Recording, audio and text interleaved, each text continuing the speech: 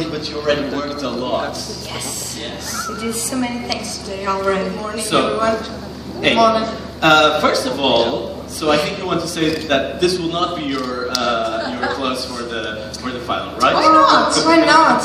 My socks are like so They're cool. lovely. Yes. You both look beautiful, but so this is not how you will present yourselves on the final. Okay. So how was the second rehearsal? Did you change a lot? Do you feel more comfortable? Do you still find the stage enormous, but now you own it? How is it? I own it from the first time, first of all. Just kidding.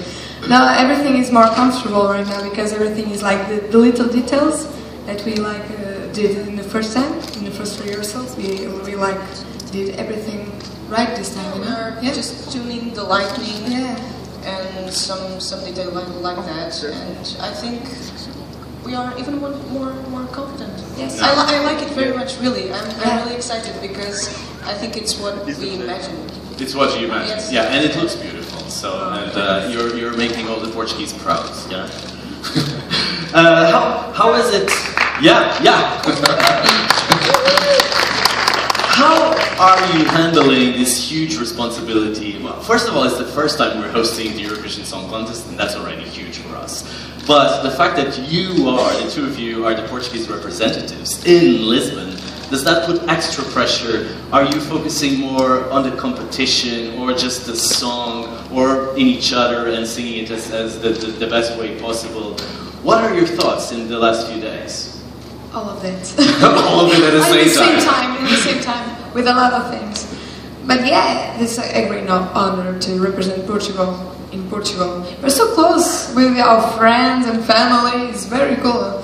And Isaura can go like into her house. Yeah, walking. And make cool t-shirts. Yeah, so that's cool. No, it's very cool. It's an honor. I think we are very lucky to get to represent Portugal in Portugal.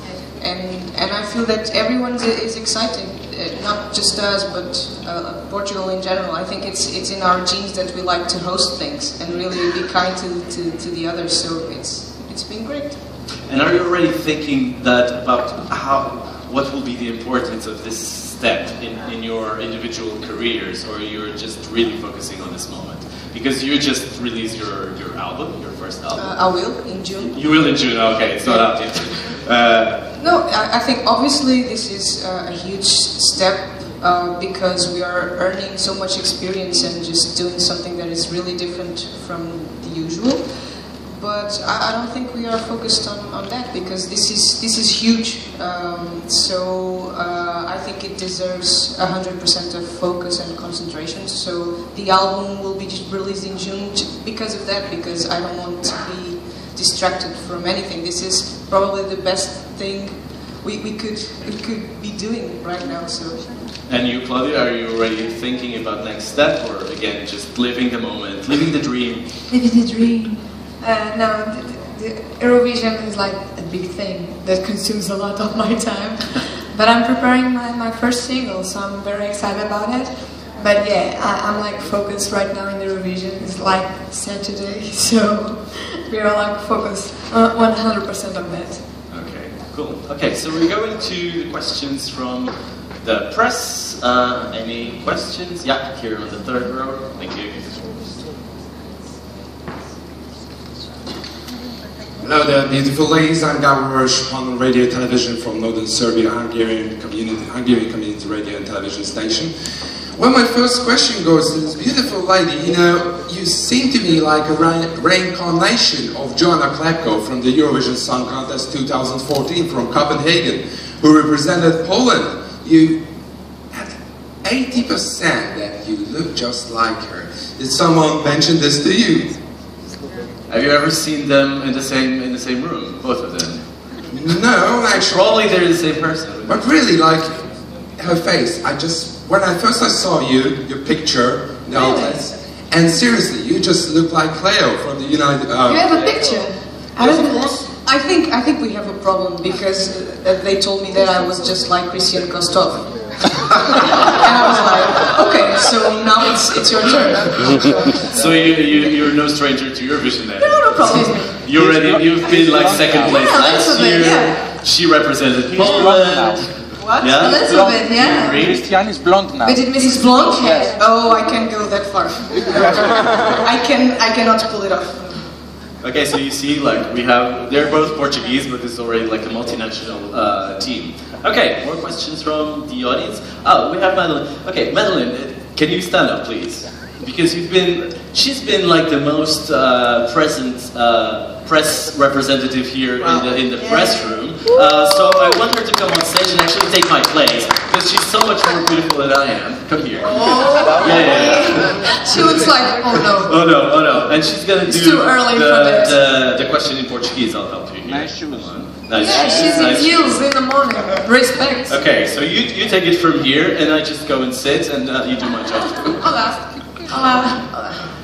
Intento de novo no português porque amigo me pediu. Desde que vocês cantaram sobre jardim, a minha pergunta é: com qual flor se identificam? Qual foi o quê? Desculpa. Com qual flor? Flor. Tulip. Tulip. Yes, tulip, because it's so like a drop of water, you know, What you doing with your hand? a tulip. Oh. No? It's like a tulip? No? Yeah, it's exactly like. I like the tulip because it's so close and so, yeah. Also, the question was, which flower do they identify with? Because they're singing about the garden. Yeah. And you? My favorite flower are sunflowers, but What? Do it with your hands, I don't know that one. A sunflower is just a flower that turns to the sun. So girassol, tá bom. exactly. Yeah, that would be my favorite. Okay, a big applause to Madeline! You have a future. Thank you. Okay, more questions from the press. You need some help? Fine. Yeah, on the fourth row. Yes. Well done, Madeline. Hello, Hello. this is Martijn van der Veen, Eurovision artist in the Netherlands. And Claudia, I heard you, apart from singing, you also hosted a TV show when you were younger. I was wondering, how were you asked by the TV channel to, how they defined you? And do you like hosting more a TV show or singing? That's a good question. I like all the things that involve art, audiovisual, plastic. I have 3 degrees of 3 different areas of arts. I did jewelry design, I did plastic arts, and production and realization of audiovisual cinema. Yeah. Yes. So I like all arts in general. I did stand-up also, and I did everything really, because I don't think one person can be one thing in life. I think that in our life we must pass through several experiences and just absorb all the good energy that arts can give to us and to the public. Thank you for your answer. Yes, here on this side. Microphone is coming. Thank you. Hello, Ricardo Matias from ESC Portugal. Olá. You have been competing in The Voice, I think X Factor, and English. What do you think? What was your experience on that TV shows, and what have you learned from each TV show in order to use that experience in this competition? Thank you. Boa sorte. Thanks. I think that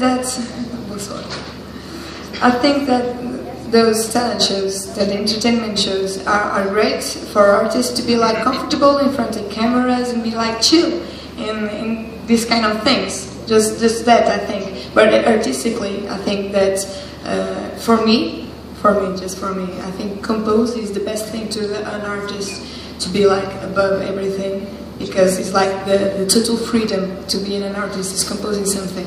But talent shows really helped me to like. In December, I left The Voice, and then I'm here, and I'm like, I'm warmed up, you know? So that's cool, yeah. It's the comfortable thing in front of cameras, I think. Do you share the same opinion, Isaura? Because you also were in a talent show, and now it seems like a huge platform for artists to introduce themselves to the industry. Do you think it will go for long, this trend? I don't know. For me, it was probably a little bit different. I wanted to go to this specific show. It's called Operação Triunfo. Here in Argentina. Here, yeah, because it had a lot of classes, and I wanted to learn. I wanted to be able to have voice lessons and etc. So I wanted that specific show because what I learned, it's an entertainment show. A TV show is different than a music show, and for me, it was a little bit frustrating because I always learned to do my own versions and to develop as a composer. And what I was able to do in that TV show in particular was to just sing someone else's songs and not even be able to say if I want to do it with the guitar or the piano. So for me, it was not a good thing. After the TV show, I was a whole year without singing because I couldn't stand it. Yeah.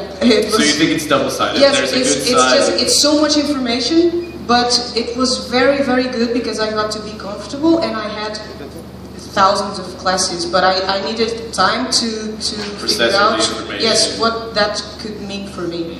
But it was a great platform. Nowadays you end a TV show and you have thousands of followers and you have a huge platform. And with me it was a little bit different because it was in 2011. It was different, but yeah. But do you think Eurovision is actually a good way to combine like this entertainment side of the TV show and also like the focus on music? Because can I give like a big example? Without The Voice, Isaura never met me, so I never been here. So yeah, this would be possible. Yeah, that's a great platform too. I think Eurovision is it's mainly a music show because I think everyone is here to respect the songs, the artists, and what you aim to express with what you're doing. And in those kinds of TV shows, I think it's more interesting if you wear some specific clothes and if you look like you're a punk rock singer. It's different. They need someone that is really charismatic. And here it's different. I feel they really want to know you as an artist. I think this is a music show. It's more close to a music show than those shows. It's still definitely a song contest. Yeah, good. Yes, here. Hi, good morning. My name is Dermot Manning. I'm from LMFM Radio in Ireland. Hello. So, thank you very much. We've been told here all this week that Portugal is the land of discoveries and this is the city of Lisbon where people have come from all over the world. I'm just wondering, have you been influenced by any music from around the world? Maybe even some Irish music, perhaps? Irish music?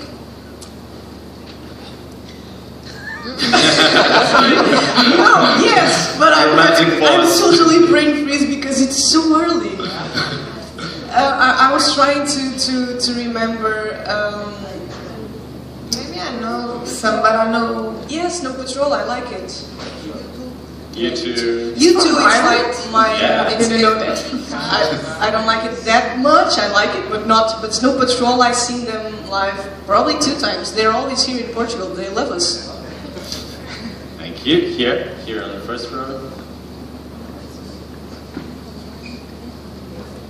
Hi, Chris Abbas from OGA Greece. I would like to ask you how you met each other, and if your song was produced earlier, and then you found Cláudia, and then how your winning the Festival da Canção has changed your lives. Thank you. Thank you. Me first? Yeah. So I wrote the song. I received the invitation from RTP to compose a song for Festival da Canção, and I was really happy about it. I wanted to do it, so I wrote the first song, and I thought, no, not this. And in 2 afternoons after, I wrote 2 songs, O Jardim and another one. And immediately when I wrote O Jardim, it was so personal that I thought, okay, I will never give this to another person because this means a lot to me, so I put it aside. And the third song, which was about the same subject, of the Jardim. Both of them were about my grandmother. I thought, well, this is a good song. I felt that it was about the same subject, but without being so literal, so I felt that my feelings were a little bit preserved. And I invited Cláudia for that song, because in both songs I was looking for a charismatic voice. I had a voice in my head, like I want someone that is really charismatic and that can have a memorable voice and that looks, that what she says needs to be true. That was kind of my rules to find someone, and just by kind of a serendipity effect, I found Cláudia. She was singing Christina Aguilera. Yes. Don't be like that. Okay. It was a really cool She's song. not happy with that. I liked it. I felt, yes, this is what I would like to present in Festival da Canção. So I sent her a message on Facebook. Not very classy. Contemporary way. Yeah. So I sent a message and I was saying, hey Cláudia, can we talk a little bit? And I was like, in that moment, I was like, I'm going to the Festival da Canção right now. But she never asked me that.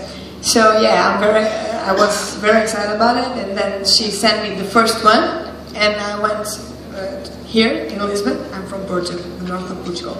I went here and I recorded the first song. Yeah. But next, yeah, but I was not feeling very well, and my team and my friends, they keep telling me, okay, that's a really nice song, but what about O Jardim? And the other, and I was like, yes, I know the other is the best song I have, so I needed time to feel comfortable about it because it was really, really personal. And I've never wrote a song for another artist before, so this was my first. I usually write and I sing my songs, so this was a different process. And I met Cláudia in person and I was comfortable, and I heard Cláudia singing in person and I felt, okay, I think she's going to do this really, really good. So I decided to show O Jardim. and I was so excited about it. The first time I listened to Jardim, I was like, Isaura, let me sing this one, please. It was such great. It is instantly emotional music that you can relate to. So I think that it's a very true song. So I was very excited about singing it, and we sang in Festival da Canção. Recorded once. Yeah, it happened. And I can't believe it yet. Yeah. And now you're here, and you're bringing all these emotions also to the rest of the Eurovision audience. It's Cláudia Pascoal, Isaura, the host country, Portugal. Best of luck for Saturday, and it's so exciting to have you here. And thank you for coming. Thank you, everybody.